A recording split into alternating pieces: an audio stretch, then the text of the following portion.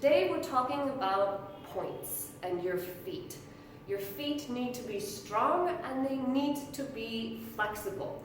This is the biggest mistake and misunderstanding that beginning dancers make about pointed feet, is they think that what you have to do is curl your toes really hard. Actually, the only thing that you'll accomplish by doing this is giving yourself a foot cramp. What you actually need to do is stretch the muscles on the top of your foot, essentially that connects your ankle to your foot. There are a few different ways to do this, but my favorite is really just from this sitting stretch, and where you keeping your knees straight, and this is very important, that you physically use your hands to stretch your feet down. Again, your knees have to be straight, otherwise you're not doing anything. If you find it difficult to do this with both feet, if your hamstrings aren't quite as stretched as they need to be, you can do it one at a time. Again, the knees just have to be straight. The other really important thing is when you're stretching your feet and working in these points is that your feet and your point have to follow the line of your leg, which is the line made by your shin bone, right? So many beginning dancers when they point their feet are sickled. This is what a sickled foot looks like. As you can see, it's not that pretty, so we want to avoid that as much as we can.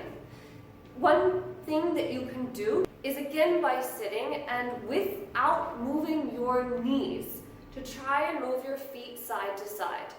Also, doing ankle spins is another thing that you can do to strengthen this, and it's very important. Something else, when you're standing, you can also work on this because maybe the connection that you haven't thought about yet is that when you have good pointed feet and the top of your feet, the muscles are stretched, that actually makes your releve nicer because you can go into a higher releve. So doing these walking exercises is a great way to work on stretching those muscles and working on your releves. You can go back and forth, and then as you start to get used to it, you pick your foot off the ground and just use your toes to finish the line. Again, you're not squeezing your toes, you're just finishing the line. Once you get comfortable with that, you can kind of do these springs where you're really peeling your foot off the ground quickly. But again, you have to be really careful that when you're doing this, you're not sickling the foot. That's something that just totally ruins the line. So again, when you're standing, you can play around with it by kind of picking your foot off and trying to point it in a different direction so you learn where it is, where it's actually centered. Likewise, when you're standing on releve, a lot of people are going to be standing on the releve on the outside of their feet, which looks like this. What you really need to do is to stand in releve, which is going to be on just under the first two toes. After that, honestly, it's just repetition and repetition and repetition.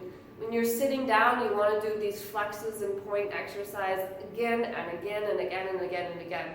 Because you do need the strength in your ankles, again, to be able to do this point. Basically, you stretch the top of your feet and then you strengthen all of the muscles, so that you can keep them in line and you can hold the line. So that's basically it. As per usual, the name of the game is repetition, repetition, repetition. The more you do it, the stronger you get, the more flexible your ankles get, and it gets better. Just remember that your point is like anything else. It's a process. But just keep at it, keep working. If you have any questions, do let me know in the comments, and let me know how it goes. Make sure, as usual, you're doing all the YouTube stuff like subscribing and pressing the notification item so you can see when I post new content. I'm going to be bringing in more technique classes and technique exercises very, very soon. I mean it this time. See you next time.